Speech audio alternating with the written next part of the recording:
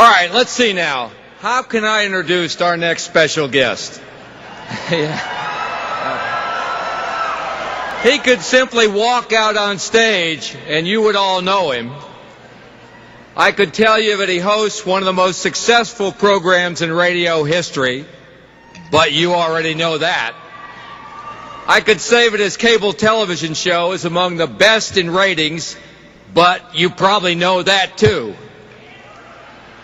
But you may not know that he made his radio debut in Seattle at the age of 13. And he's now heard on more than 300 stations and on Sirius XM. He may not think much of a New York Times editorial board. Yeah, and I'm sure they get irritated with him. But he has reached the pinnacle for authors as the New York Times #1 bestseller twice for both fiction and nonfiction. He's a star of his own live stage show, and he's setting America on fire with his live tour. Gun owners couldn't have a better friend in the media. And you know who I'm talking about. I know you're excited to hear from him. You can't wait till I finally introduce him. So let's hear it. Please welcome a conservative voice of nature, our great friend, the man himself, Mr. Glenn Beck.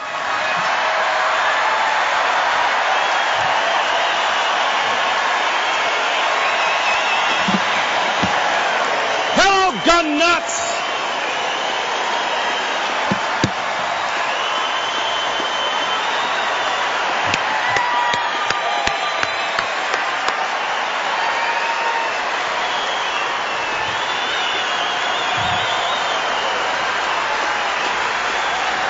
Well,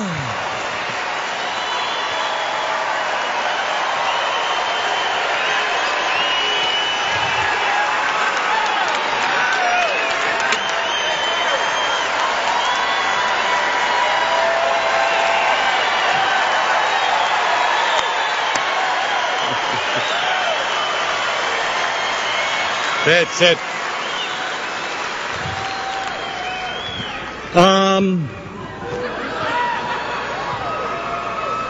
Those things pissed me off.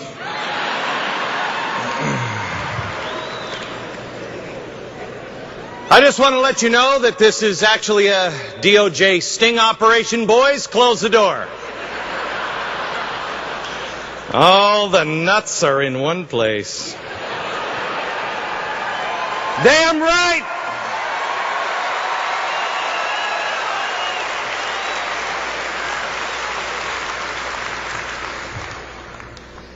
Well, I want to talk to you first. I feel a little like Professor Harold Hill.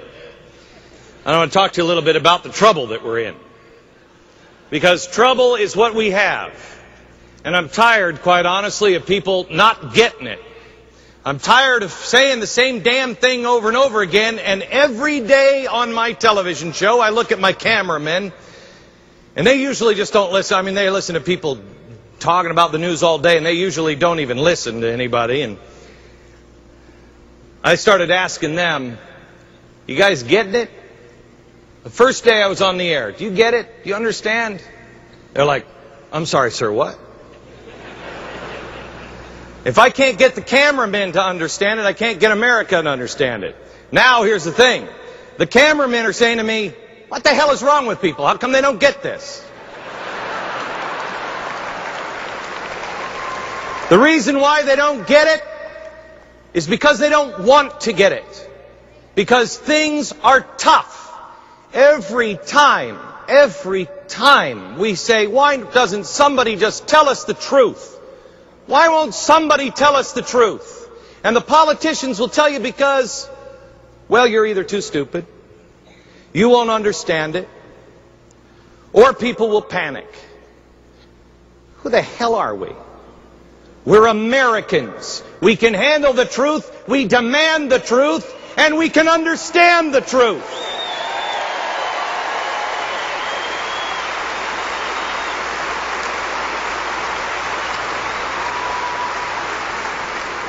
So I want to give you a touch of the truth.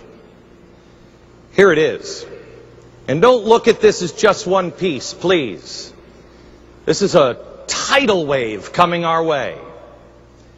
Here we go. We have $109 trillion in unfunded liabilities. We have $13 trillion in debt. Now, how much currency is there in the entire world?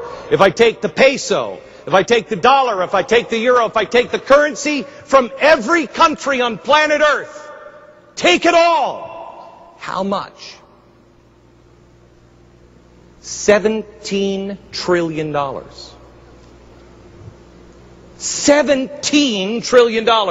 If I take every home, every business, every lick of land here in America, how much does that total? $50 trillion. Our debt is over twice the size of everything we own. You got it? They say you can't handle it. We just want more stuff. We want more stuff. We don't have any more stuff. We're not I am so tired of people saying we're the richest country in the nation. No, we're not.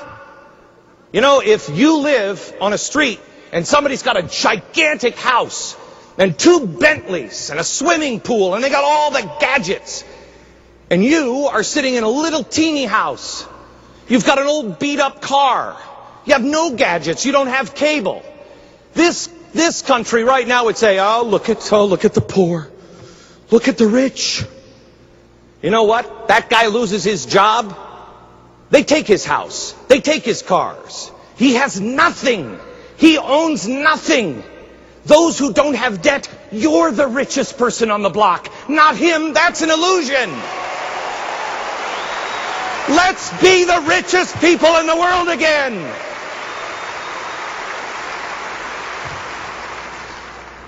Now, our spending is 4 times higher than it was a year ago.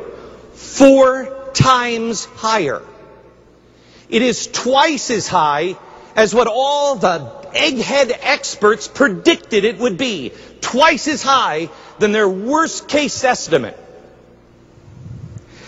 Healthcare, this new healthcare bill, it's already $115 billion more. On what? Are they buying a whole bunch of tongue dispensers? I mean, what have they purchased? I got to tell you something. This stimulus bill, they said it was going to keep jobs capped at 8%. It's already 10%. They're trying to tell us that they're creating jobs. You know what, gun lovers? Yeah, nothing to worry about. This administration, I promise you, this administration is creating jobs. In fact, every job they create is going to come with a gun. It's going to be a sour cream gun, but you'll have that and you'll be able to say, would you like a chalupa with that too, sir? And somebody will actually say, we got to take the sour cream guns away from these people. The founders never envisioned sour cream guns. Fannie and Freddie,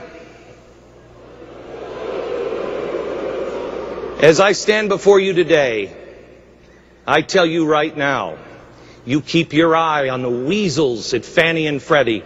Mark my words. Mark my words.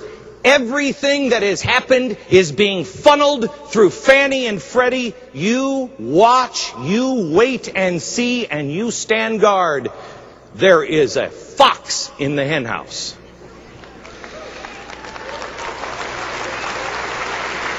So there's our financial situation. Just the highlights. In Europe, a year ago, when I went on vacation, last June, I held up a little blue book, and I said, trouble is coming. This little blue book comes from Europe. It's the coming insurrection. It lays out step by step. It shows how the labor unions and the communists can come together. And what their plan was, their plan over in Europe was to set it on fire. They said, now is the time. I asked people, it's one of the spookiest books I've ever read. I asked people a year ago, New York Times, New York Times scoffed, laughed. Oh, this isn't hardly even a red book over in Europe. Enough people read it in Europe. And now, have you noticed? They're setting policemen on fire. Who's doing it? The communists and the labor unions. Why are they doing it? Because they're cutting pensions. Now the IMF is in charge of Greece. The IMF is now controlling Greece. And why are they doing it? What are they telling Greece to do? You ready? Cut your health care. Get rid of universal health care. Cut your pensions. Stop hiring so many people in the government. Why?